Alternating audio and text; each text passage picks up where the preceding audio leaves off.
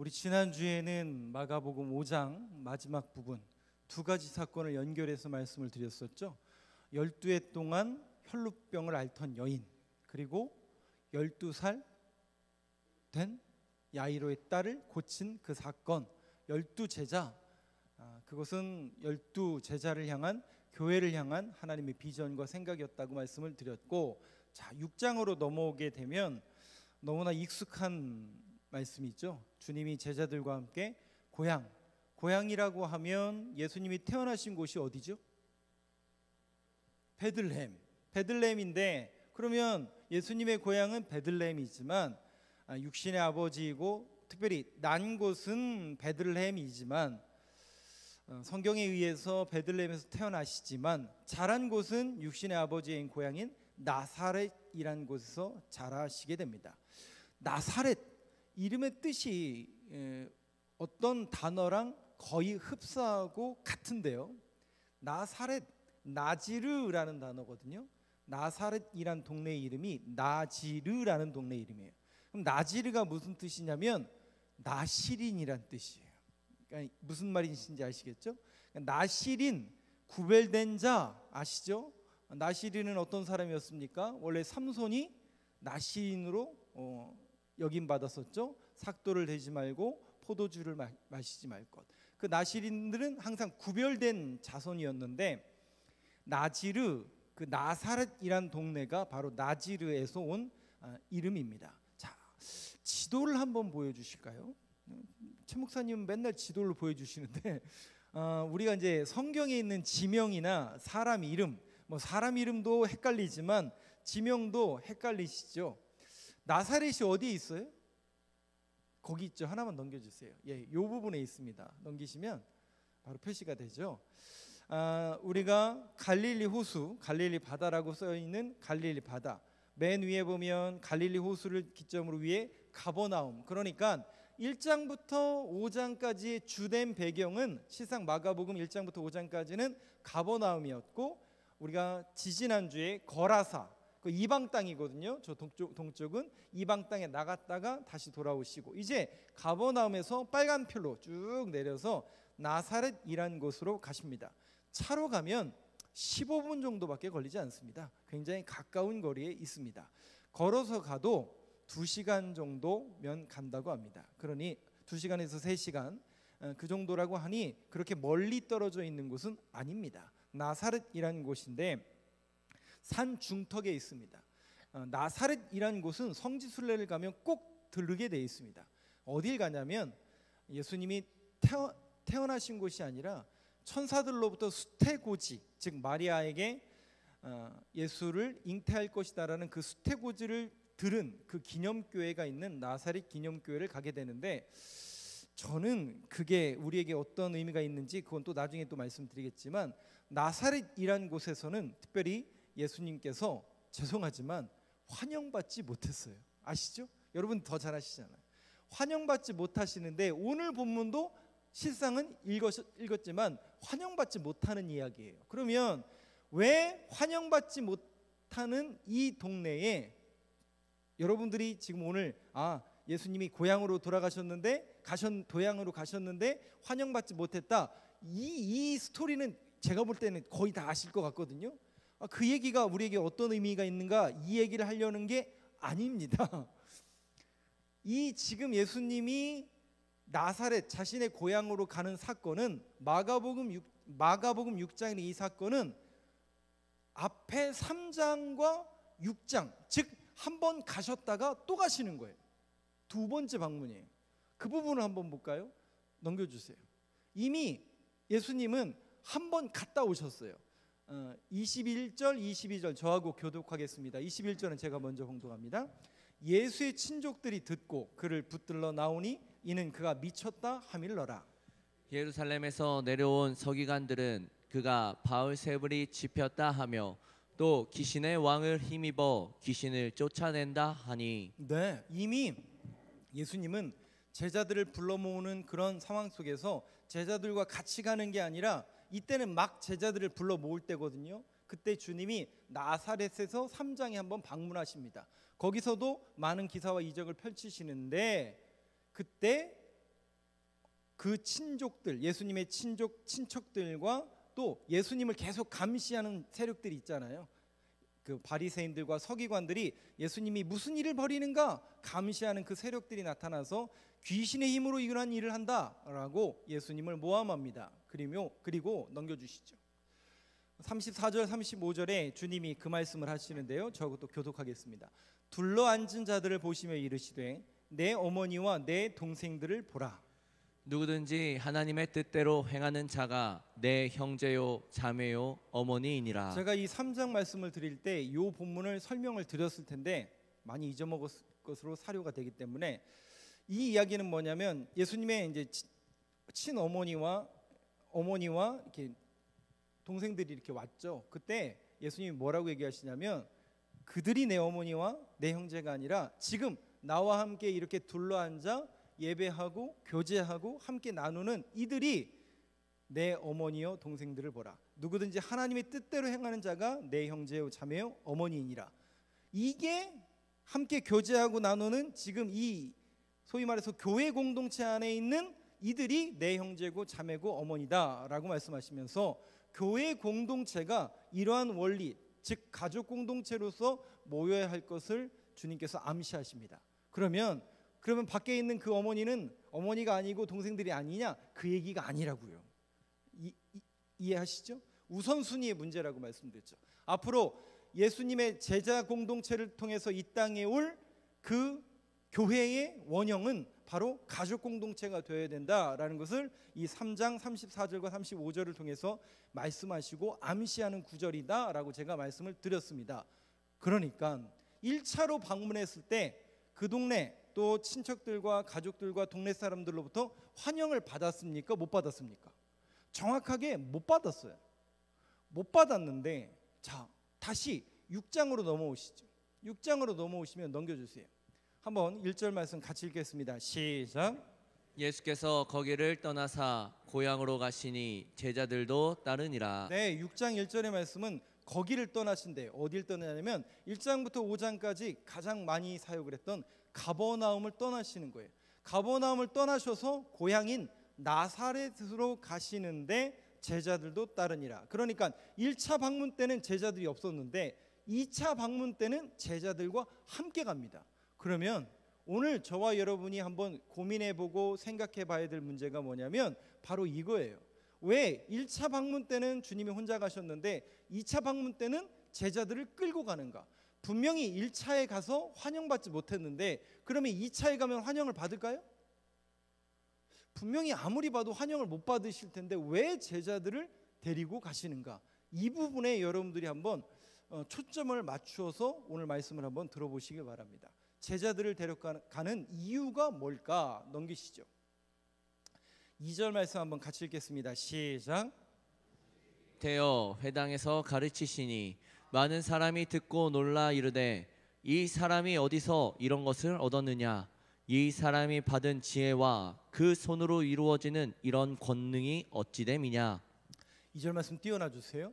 주님이 그 나사렛 고향으로 가셔서 회당에서 역시 안식일이 되었을 때 말씀을 읽으시고 말씀을 가르치신 거예요. 그런데 이 2절에 있는 문맥과 문장만 보면 그 동네 사람들이 다 놀라는 것 같죠. 와, 예수님 대단하다. 어떻게 이렇게 할 수 있지? 분명히 어렸을 때 그 생각해 보세요. 그 사람들은 예수님이 잘하는 것을 봤어요, 못 봤어요? 그 동네 사람들은 예수님이 잘하는 걸 봤거든요. 참 신통반통하다. 어디서 이렇게 배워왔지? 다 우리가 봤는데 이상하다. 그런 놀람과 그런 어떻게 보면 예수님을 띄우는 모습이 죄송하지만 아니에요. 원문에 가까운 번역은 뭐냐면 죄송하지만 이 2절 말씀은 굉장히 우리나라 말로 정제된 언어로 써진 거예요. 그래서 이 문장을 그대로 보면 그 사람들이 예수님을 보면서 놀라는 것처럼 보이지만 그게 아니에요. 원문에 가까운 번역은 뭐냐면 예수님을 경멸하는 거예요. 무시하는 거예요. 어디에서 알 수 있느냐? 3절을 보여주시죠. 3절 말씀 한번 같이 읽어보겠습니다. 시작. 이 사람이 마리아의 아들 목수가 아니냐? 야고보와 요셉과 유다와 시몬의 형제가 아니냐? 그 너희들이 우리와 함께 여기 있지 아니하냐 하고 예수를 배척한지라. 특별히 어떤 자녀를 부를 때 우리 성경에 보면 누구누구의 아들, 뭐 예를 들면 바디메오의 아들, 뭐 디메오의 아들, 또 시몬의 아들 이렇게 부를 때 아버지의 이름을 부릅니다. 아버지의 이름을 부르는데 여기 아버지의 이름이 아니라 누구예요? 마리아의 아들 목수가 아니냐. 마리아의 아들이라는 썼어요. 그럼 마리아는 엄마예요, 아빠예요? 여러분 이 얘기가 혹시 뭔지 아세요? 죄송하지만 우리 식으로 번역하면 애비 없는 자식아라는 표현이에요. 굉장히 예수님을 비난하는 거예요. 굉장히 경멸하고 비난하는 거예요. 아니 어디 애비 없는 자식이 이런 표현 막 방송 나가도 되나? 어디 우리를 가르치려고 하고 어디 회당에 와서 네가 성경을 읽느냐? 지금 예수님을 경멸하고 무시하는 거예요. 거기다가 야 목수 아니냐? 그 당시에 천한 직업 중에 하나인 목수 아니냐. 엄청 예수님을 경멸하고 무시하는 겁니다. 그러면 여러분 한번 보세요. 지금 1차로 갔을 때도 무시당했고 지금 2차로 가서도 무시당하고 있는데 1차는 혼자 가셨으니까 뭐 감당하셨을 수 있을지 모르지만 2차에는 누굴 데리고 가요? 그러면 여러분 예수님의 마음이 어떨까요? 이걸 모르고 가셨을까?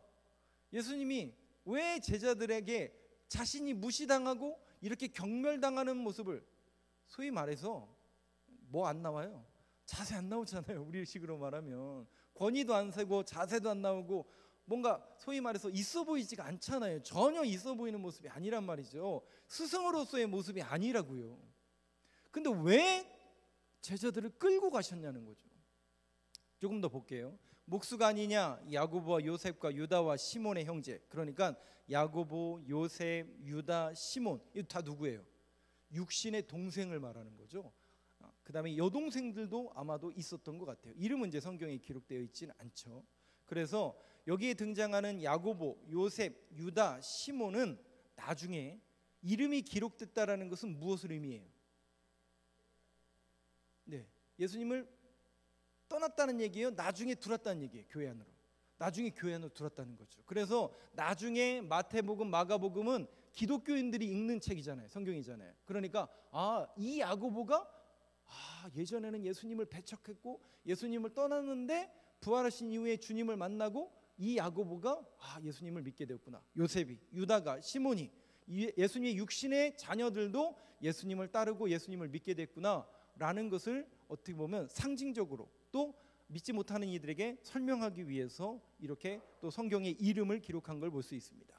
여기 야고보는 특별히 굉장히 중요한 인물이죠. 12제자의 야고보하고는 다른 야고보인데 이 야고보는 우리 성경에 있는 야고보서를 쓴 그 야고보이고 유다 역시 우리 성경 안에 유다서를 쓴 사람이 유다입니다. 가룟 유다가 쓴 거 아닙니다, 여러분.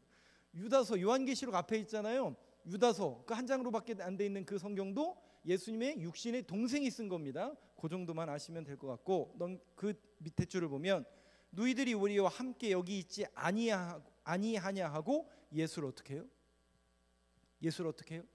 배척한지라. 이 배척한지라는 단어의 원뜻을 보니까요, 걸려 넘어뜨리려 하더라. 즉 예수님이 고향에 갔는데 그 고향에서는 환영은커녕 예수님을 걸려 넘어뜨리기 위해서 예수님을 멸시하고 무시하고, 근데 그 모습을 누가 봐요? 예수님 혼자 그것을 다 감당했다면 그나마 나을 텐데 제자들이 그것을 눈으로 다 보고 있단 말이죠. 그러면 이 메시지 속에서 분명히 하나님이, 주님이, 예수님이 의도하는 바가 있다라는 거죠. 제자들을 왜 데리고 갔냐는 거죠. 왜 예수님이 무시당하고 왜 예수님이 전혀 자세 나오지 않는 이런 환경 속에서 왜 그 제자들에게 그런 무시당하는 모습을 보여주실까? 두 가지를 여러분들과 한번 생각해 보려고 합니다. 여러분, 여기 이 사람들, 이 동네 사람들을 한번 보시죠. 이 동네 사람들은 예수님을 아는 사람이에요? 모르는 사람이에요? 전자예요, 후자예요? 아는 사람들이죠. 근데 뭘 아는 거죠? 예수님이 뭘 아는 거예요? 그게 아는 건가요? 그게 예수님을 아는 건가요? 여러분들이 저를 아시죠? 당연한 저를 모르는 분 아무도 없잖아요, 그죠? 저를 아시죠? 근데 저에 대해서 제일 많이 아는 사람이 누굴까요?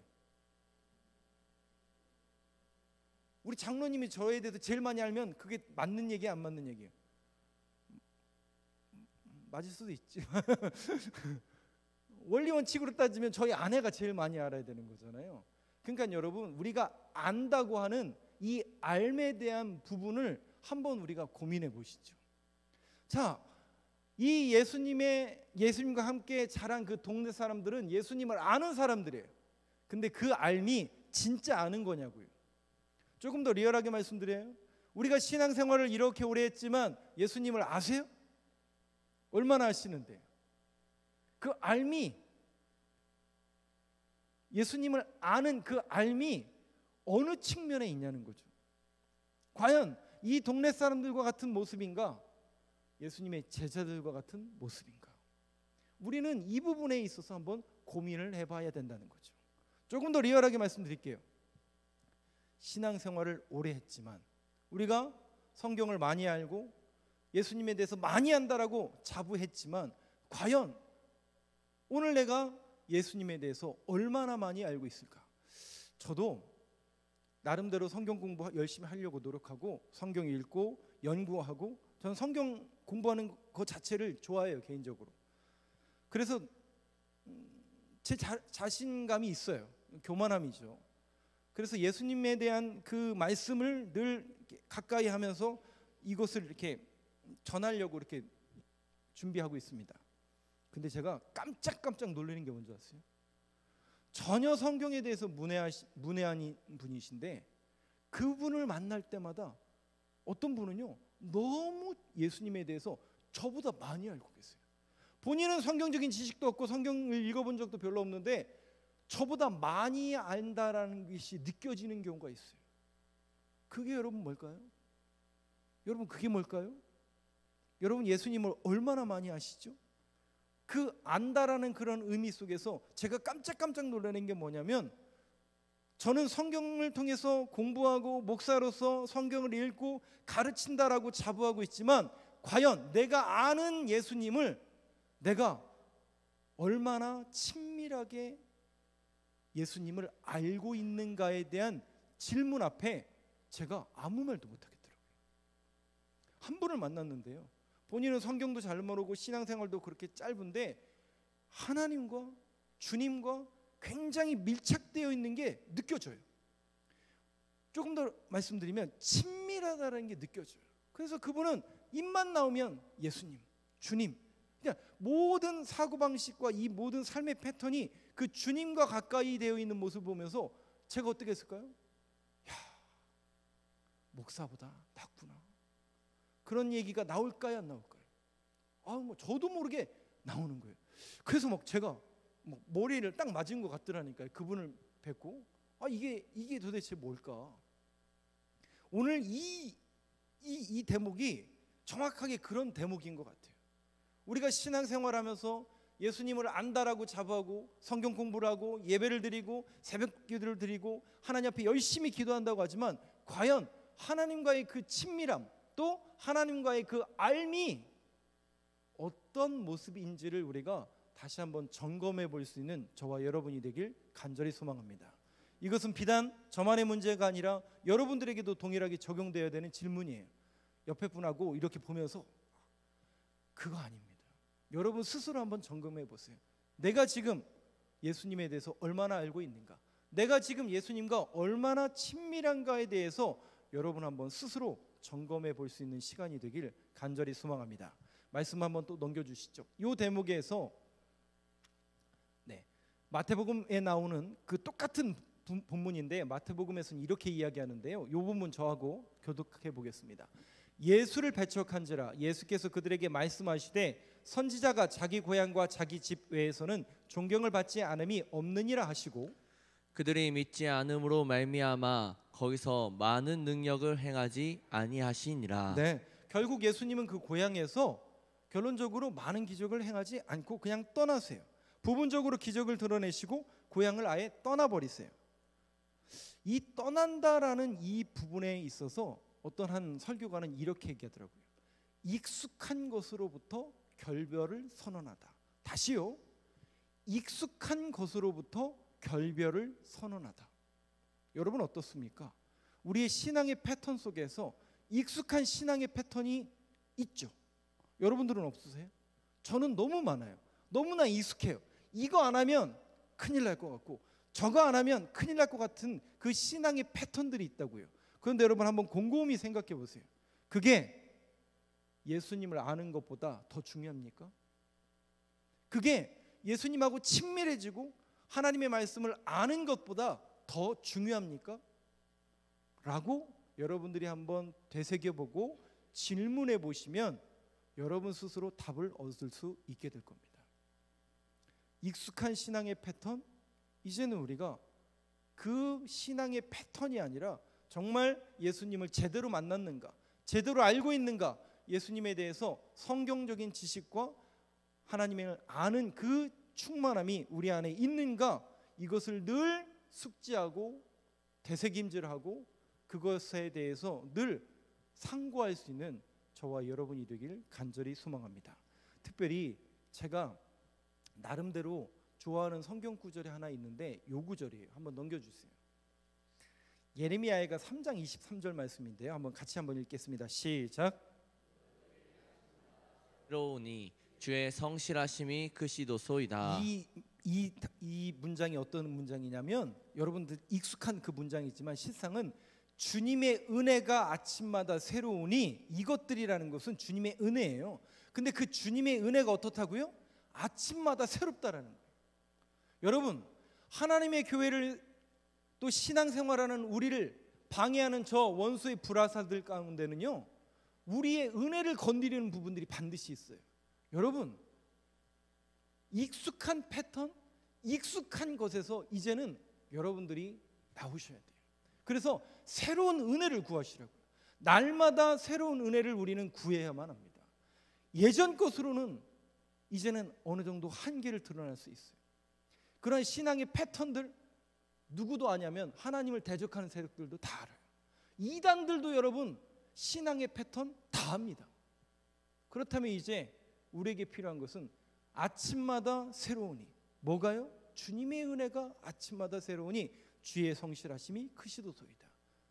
이 시대 속에서 또 이때에 필요한 하나님의 은혜를 구하는 저와 여러분들의 모습이 되길 간절히 소망합니다. 넘겨주시죠. 4절 말씀입니다. 6장 4절 말씀 한번 같이 읽겠습니다. 시작.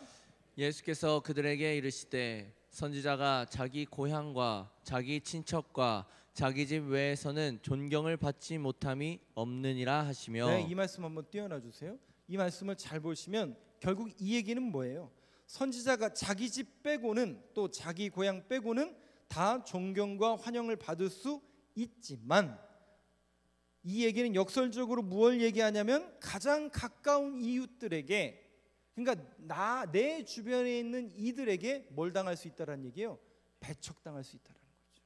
이걸 지금 누구에게 얘기하는 거예요? 예수님이 굳이 제자들을 데리고 가서, 예수님이 지금 환영받지 못할 걸 알면서도 굳이 제자들을 데리고 간 두 번째 이유, 제자들에게 이걸 지금 보여주고 있는 거예요. 너희들이 이제 제자 공동체를 통해서 교회를 주님께서 세우시고 하나님의 일을 맡기실 텐데, 너희들이 교회를 세우고 하나님의 일을 하다 보면 자연스럽게 무슨 얘기예요? 자기 고향과 자기 친척과 자기 집 외에서는 존경을 받지 못할 것이다. 오히려 네 주변에 있는 사람들로부터 배척을 당할 것을 미리 암시하시는 구절입니다. 그러니까 여러분, 하나님의 몸된 교회, 또 주님의 일을 감당하는 그런 공동체, 또 저와 여러분이 신앙인으로서 이렇게 살아가다 보면, 죄송해요, 이게 다 적용되는 건 아닐 수 있을지 모르지만 신앙의 걸림돌이 실상은 멀리 있지 않습니다.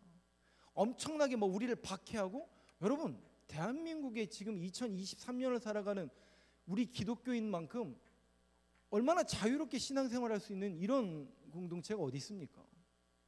외부적인 박해요? 없잖아요. 죄송하지만. 그러면 뭐가 문제라는 거예요?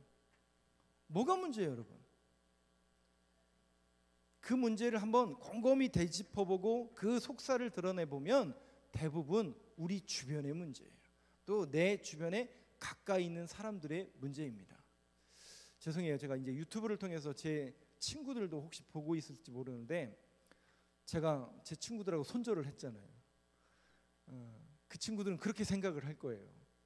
근데 저는 만날 수가 없더라고요. 어느 날부터는 그 친구들하고 뭐 목회를 하면서 물론 자주 만날 수도 없지만 만나서 할 말이 없어요. 죄송하지만 제 친구들은 너무나 이렇게 제너럴한 일반적인 그 친구들이에요. 그러다 보니까 제 입이 이제 바뀌었잖아요. 제 언어가 바뀌었잖아요. 제 친구들은 말 중에 한 욕을 안 하면 대화가 되지 않는 친구들이거든요. 그리고 술자리가 아니면 아무 말도 못하는 친구들이에요. 그러다 보니까 자연스럽게 제가 그 자리 갈 수 없잖아요. 또 제가 여러분들 앞에서 이렇게 고상한 척 하고 있지만 그들 앞에서 막 이럴 수는 없잖아요. 겉다르고 표리부동한 모습을 제가 보이기 싫어서 내가 거기 가야 될 이유를 못 찾겠더라고요. 그리고 어느 날부터 재미가 없어요.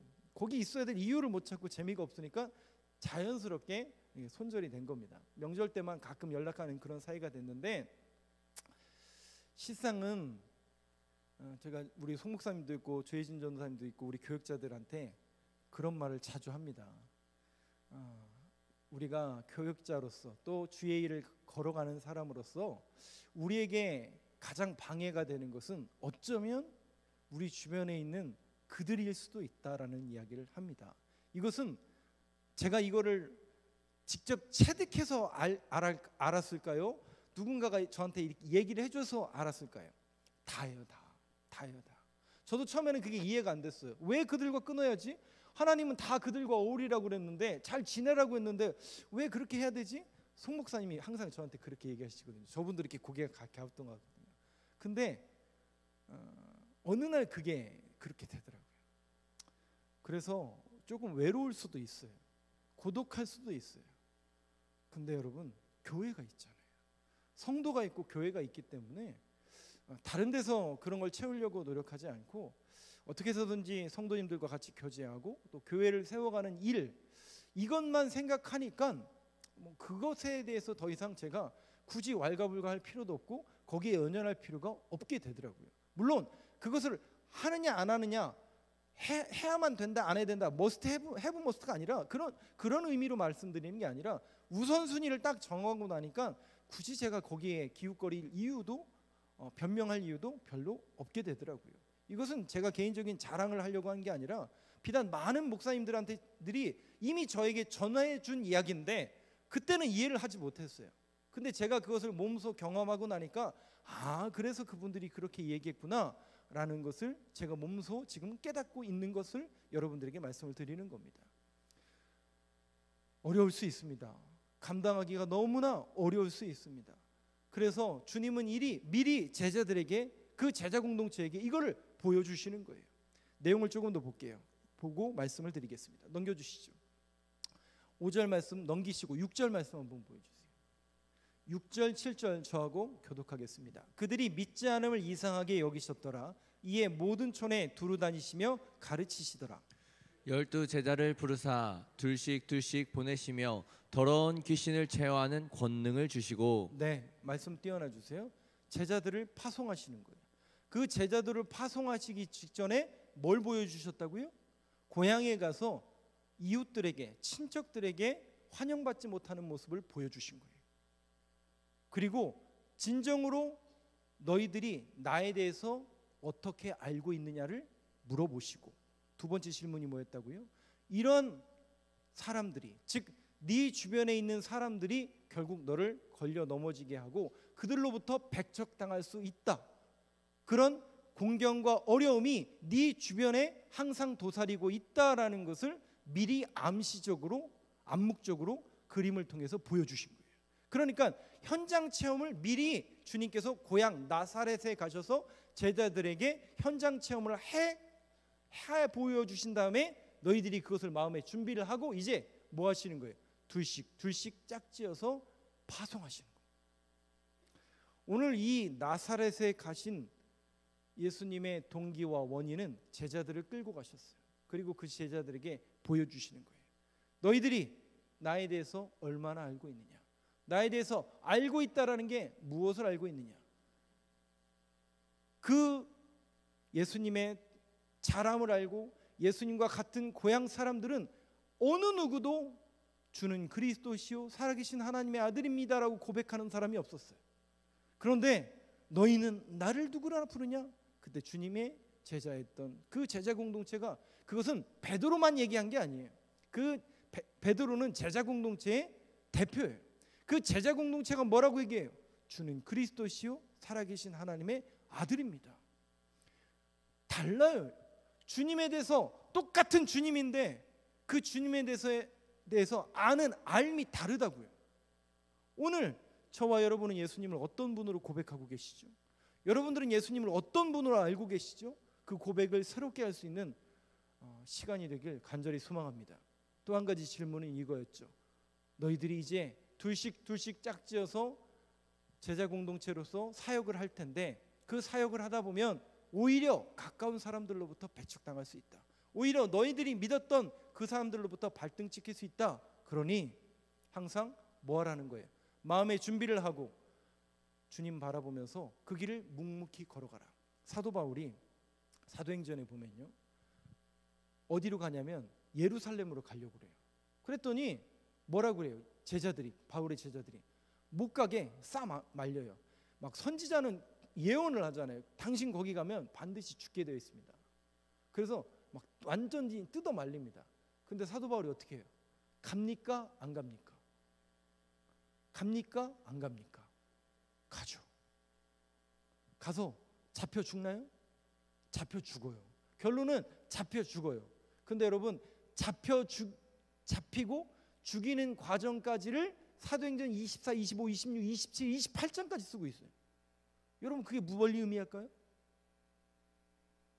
잡혀 죽을지언정, 그 잡히는 과정, 재판하는 과정, 그래서 아그리빠를 만나고 총독을 만나고 나중에는 유라굴 막 로마 여장을 해가지고 거기 가서도 우리가 알고 있는 이 목회서신 쓰고 이 모든 것을 다 쓰는, 즉 성경을 쓰는 사도 바울의 하나님의 일이 멈춰지던가요? 그런 것들이 하나님의 일을 방해하고 막던가요? 그럼에도 불구하고 하나님의 일을 계속 이루어 가더라고요. 사도 바울은 아는 거죠. 뭘 알아요? 그런 주변에 있는 세력들이 나를 배신하고 배척하고 막을지라도 하나님의 일을 내가 멈출 수는 없다. 마찬가지입니다. 우리가 어렵다라는 것을 알아요. 그럼 저는 안 어렵다라는 걸 모를까요? 압니다.